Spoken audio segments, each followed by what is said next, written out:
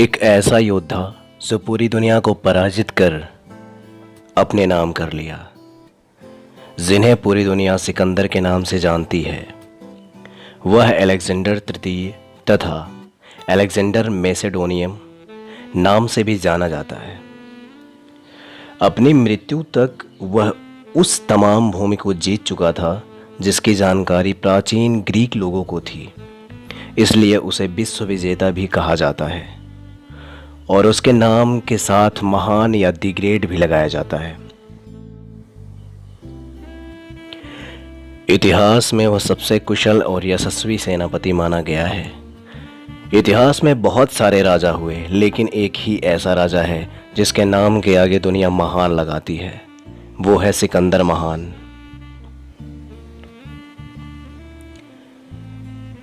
आज हम सिकंदर के बारे में बात करेंगे, जिन्होंने पूरी दुनिया पर राज किया मगर अपने आप पर राज नहीं कर पाए। सिकंदर का जन्म 20 जुलाई 356 ईसा पूर्व में प्राचीन नेपोलियन की राजधानी पेला में हुआ था। सिकंदर के पिता का नाम फिलिप द्वितीय था, जो कि मैक्डोनिया और ओलंपिया के राजा थे, और उनकी माता का नाम ओलंपिया था। ऐसा कहा जाता है कि उनकी माता एक जादूगरनी थी जिन्हें सांपों के बीच रहने का शौक था। सिकंदर की एक ही बहन थी जिसका नाम क्लियोपैट्रा था। इन दोनों की परवरिश पेला के शाही दरबार में ही हुई थी। वह सिकंदर महान की एकमात्र सहोदर, जिसे शिवलिंग कहते हैं, सिर्फ सहोदर थी। अलेक्जेंडर ने अपनी प्रारंभिक शिक्षा अपने रिश्तेदार ईस्टर्न लियोनिडास ऑफ इपिरूस से ली थी, जिसे फिलिप ने अलेक्जेंडर को गणित, घुड़सवारी और धनुर्विद्या सिखाने के लिए नियुक्त किया था, लेकिन वो अलेक्जेंडर के उग्र और विद्रोही स्वभाव को कभी संभाल नहीं सके। इसके बाद अलेक्जेंडर के शिक्षक लाइसीमैक्स थे, जिन्होंने अलेक्जेंडर के विद्रोही स्वभाव पर नियंत्रण किया और उसे युद्ध की शिक्षा दी। जब वह 13 वर्ष का हुआ तब फिलिप ने सिकंदर के एक निजी शिक्षक एरिस्टोटल की नियुक्ति की। एरिस्टोटल को भारत में अरस्तु कहा जाता है। अगले 3 वर्षों तक अरस्तु ने सिकंदर को साहित्य की शिक्षा दी और वाक्पटुता भी सिखाई। इसके अलावा अरस्तु ने सिकंदर का रुझान विज्ञान, दर्शन शास्त्र और मेडिकल के क्षेत्र में भी जगाया, और ये सभी विधाएं ही कालांतर में सिकंदर के जीवन का महत्वपूर्ण हिस्सा बन गई। अलेक्जेंडर ने अपने पिता द्वारा मैक्डोनिया को एक सामान्य राज्य से महान सैन्य शक्ति में बदलते देखा था। अपने पिता की बाल्कन्स में जीत पर जीत दर्ज करते हुए देखते हुए सिकंदर बड़ा हुआ था। 12 वर्ष की उम्र में सिकंदर ने घुड़सवारी बहुत अच्छे से सीख ली थी, और ये उन्होंने अपने पिता को तब दिखाया जब सिकंदर ने एक प्रशिक्षित घोड़े ब्यूसेफेलास को काबू में किया, जिस पर और कोई नियंत्रण नहीं कर पा रहा था। इसके बाद में फ्लूटार्क ने लिखा,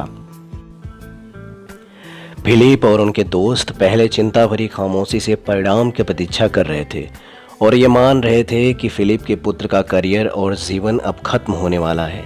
लेकिन अंत में उन लोगों ने जब सिकंदर की जीत को देखा तो खुश होकर तालियां बजाने लगे। सिकंदर के पिता की आंखों से आंसू तो आ गए, जो कि खुशी और गर्व के आंसू थे। वो पहले घोड़े से नीचे उतरे और उन्होंने अपने बेटे को किस करते हुए कहा, मेरे पुत्र, तुमको खुद की तरफ और इस महान साम्राज्य की तरफ देखना चाहिए। यह मैक्डोनिया का राज्य तुम्हारे सामने बहुत छोटा है, तुम में असीम प्रतिभा है। अलेक्जेंडर ने अपने जीवन के कई युद्धों में बुसेफिल्स की सवारी की और अंत तक वो घोड़ा उनके साथ रहा। 340 ईसा पूर्व में जब फिलिप ने अपनी विशाल मैक्डोनिया आर्मी को एकत्र करके थ्रेस से घुसपैठ शुरू की, तब उसने अपने 16 वर्ष के पुत्र सिकंदर को मैक्डोनिया राज्य पर अपनी जगह शासन करने के लिए छोड़ दिया था। इससे ये पता चलता है कि इतनी कम उम्र में सिकंदर को कितना जिम्मेदार माना जाने लगा था। जैसे जैसे मैक्डोनिया आर्मी ने थ्रेस में आगे बढ़ना शुरू किया, मेडी की थ्रेसियन जनजाति में मैकेडोनिया के उत्तर पूर्व सीमा पर विद्रोह कर दिया, जिससे देश के लिए खतरा बढ़ गया। सिकंदर ने आर्मी इकट्ठा की और इसका इस्तेमाल विद्रोहियों के सामने शुरू किया और तेज़ी से कार्यवाही करते हुए मेडी जनजाति को हरा दिया और इनके किले पर कब्जा कर लिया और इनका नाम उनके खुद के नाम पर अलेक्जेंड्रोपोलिस रखा। 2 वर्षों बाद 338 ईसा पूर्व में फिलिप ने मैकेडोनिया आर्मी के ग्रीस में घुसपैठ करने पर अपने बेटे को आर्मी में सीनियर जनरल की पोस्ट दे दी। चेरोनेया में युद्ध में ग्रीक की हार हुई और सिकंदर ने अपनी बहादुरी दिखाते हुए ग्रीक फार्स थेवन सीक्रेट बैड को खत्म कर दिया। कुछ इतिहासकारों का कहना है कि मैकेडोनिया की ये जीत पूरी तरह से सिकंदर की वीरता आधारित थी, पर उन्होंने जीत हासिल किया। चेरोनेया में ग्रीक की हार के बाद शाही परिवार बिखरने लगा।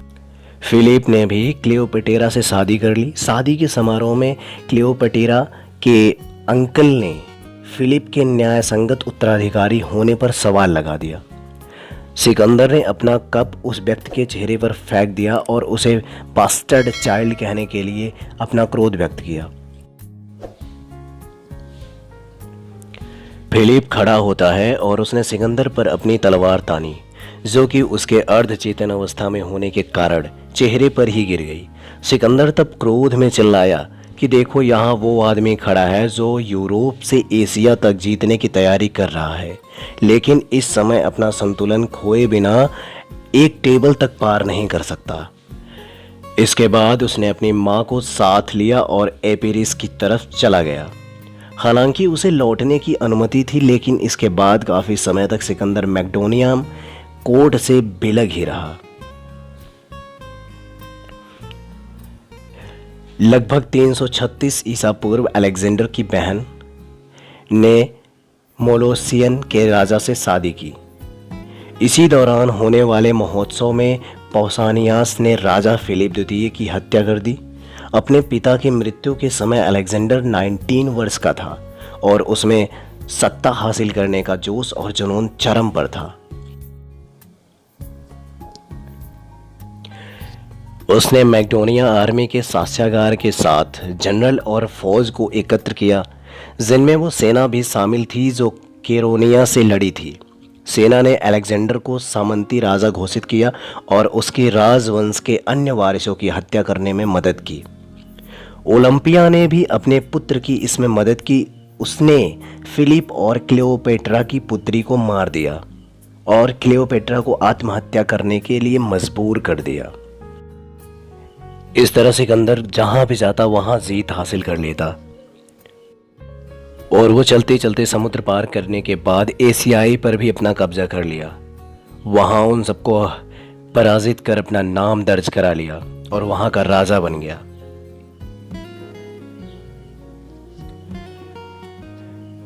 अलेक्जेंडर का अगला लक्ष्य इजिप्ट को जीतना था। गाजा की घेराबंदी करके अलेक्जेंडर ने आसानी से इजिप्ट पर कब्जा कर लिया। 331 ईसा पूर्व में उसने अलेक्जेंड्रिया शहर का निर्माण किया और ग्रीक संस्कृति और व्यापार के लिए उस शहर को केंद्र बनाया।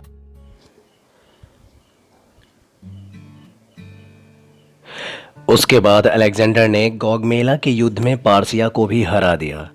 पर्शियन आर्मी की हार के साथ ही अलेक्जेंडर बेबीलोन का राजा, एशिया का राजा और दुनिया के चारों कोनों का राजा बन गया। अलेक्जेंडर का अगला लक्ष्य ईस्टर्न ईरान था, जहां उसने मैकेडोनियम कॉलोनी बनाई और अरिमाजेस में 327 किलो पर अपना कब्जा जमाया।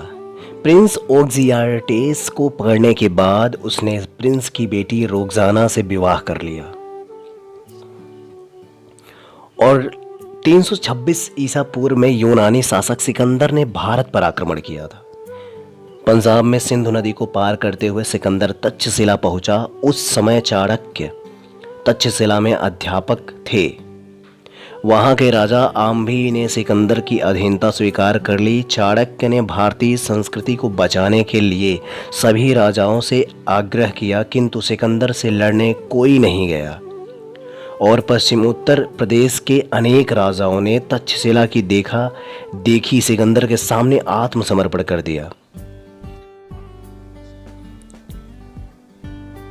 इसके बाद पूरी दुनिया को जीतने का सपना देखने वाला सम्राट फौरन तक्षशिला से होते हुए राजा पोरस के साम्राज्य की ओर बढ़ने लगा, जो झेलम और चेनाब नदी के बीच बसा हुआ था। राजा पोरस के राज्य पर हक जमाने के मकसद से सिकंदर और राजा पोरस के बीच युद्ध हुआ।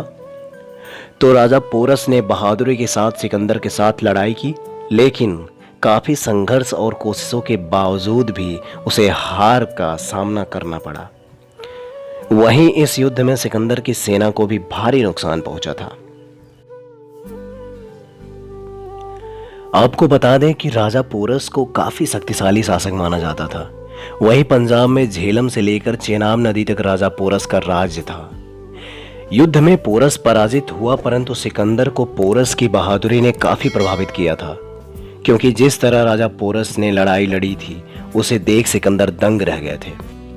और इसके बाद सिकंदर ने राजा पोरस से दोस्ती कर ली और उसे उसका राज्य और कुछ नए इलाके भी दिए।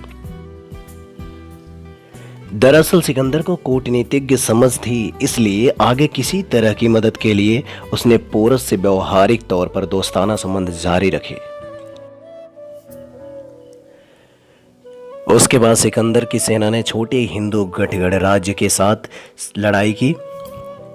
इसमें कठगढ़ राज्यों के साथ हुई लड़ाई काफी बड़ी थी।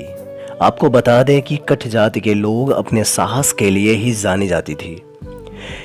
यह भी माना जाता है कि इन सभी गणराज्यों को एक साथ लाने में आचार्य चाणक्य का भी बहुत बड़ा योगदान था। इस सभी गणराज्यों ने सिकंदर को काफी नुकसान भी पहुंचाया था, जिससे सिकंदर की सेना बेहद डर गई थी।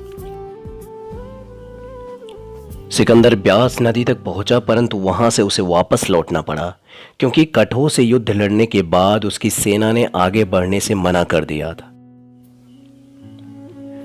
दरअसल ब्यास नदी के पार नदवंशी राजा के पास 20,000 घुड़सवार सैनिक, तकरीबन 2 लाख पैदल सैनिक, 2,004 घोड़े वाले रथ और करीब 6,000 हाथी थे। सिकंदर पूरे भारत पर ही विजय पाना चाहता था, लेकिन उसे अपनी सैनिकों की मर्जी की वजह से ब्यास नदी से ही वापस लौटना पड़ा और सिकंदर यहीं तक का सफर तय कर पाता है। और 20 जुलाई 356 ईसा पूर्व के दिन जन्मे महान सिकंदर की मौत महज 33 साल की उम्र में ही हो गई और वो दुनिया छोड़कर चले गए। और ऐसे ढेरों कहानियों के लिए आप हमें सब्सक्राइब करें। Thank you so much. और बने रहें हमारे साथ और सुनते रहें किंग ऑफ स्टोरीज।